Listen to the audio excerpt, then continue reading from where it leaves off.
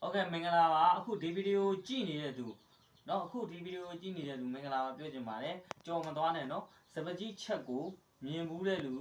ကြော်သွားလို့ရတယ်စပကြီးချက်ကိုမမြင်ဘူးတဲ့လူဆိုလို့ရှိရင်တခါတည်းကြည့်သွားပါကျွန်တော်ကစပကြီးချက်ကိုပြသွားမှာဖြစ်ပါတယ်ဟုတ်ကဲ့ဒီကကျွန်တော်စပကြီးချက်ကိုမပြခင်เนาะစပကြီးချက်ကဘာတွေကောင်းလဲဆိုတာကိုကျွန်တော်က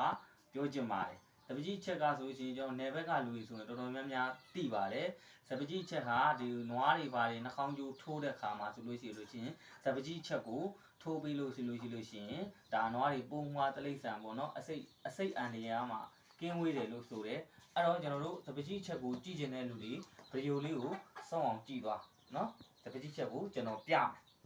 မယ်စပကြီးချက်ကဘယ်လိုလဲဆိုလို့ရှိရင်ကျွန်တော်တို့ကျိုးလေးတစ်ချောင်းပေါ့နော်ကျိုးလေးတစ်ချောင်းကိုဒီလိုချလိုက်တယ်ချပြီးသွားလို့ရှိရင်ကျွန်တော်တို့ဒီလိုလေးခောက်တုံလေးပြန်ခောက်လိုက်တယ်ပြီးလို့ရှိရင်ကျွန်တော်တို့ညာဘက်ကနေပြီးထပ်တယ်ပြီးရင်ဒီကညာဘက်အခွင့်လေးကနေဝင်ပြီးတော့အောက်ကနေပြန်တည်တယ်ပြီးရင်ဒီဘက်ချမ်းလေးတဲကိုဝင်တယ်ကျွန်တော်တို့ဒီစတန်းလေးကိုဆွဲတယ်အပေါ်ကကျိုးလေးကိုဒီလိုဆွဲလိုက်တယ်ဒါဆိုလို့ရှိ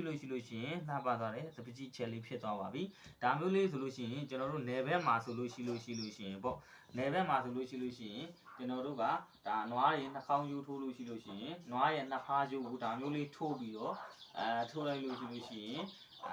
အစိတ်အန်ဒီရပေါ့နော်ငွေကင်းပါကနေကင်းဝေးပါတယ်အဲ့တော့မမြင်ဘူးတဲ့လူတွေဆိုလို့ရှိရင်တော့ဒါမျိုးလေးကြည့်သွားပါကြည့်ပြီးသားလူတွေကတော့ကြော်သွားလို့ရပါတယ်အားလုံးကျေးဇူးတင်ပါတယ်နောက်ထပ်လည်းဗီဒီယိုအသစ်စမ်းလေးတွေတင်ပါမှုကျွန်တော်ရဲ့အကောင့်လေးကို follow လေးနှိပ်ပြီးတော့အပေါင်းလေးနှိပ်အသေးလေးပြီး copy လေးယူသွားပါဗျာအားလုံးကိုကျေးဇူးတင်ပါတယ်ဗျာနော်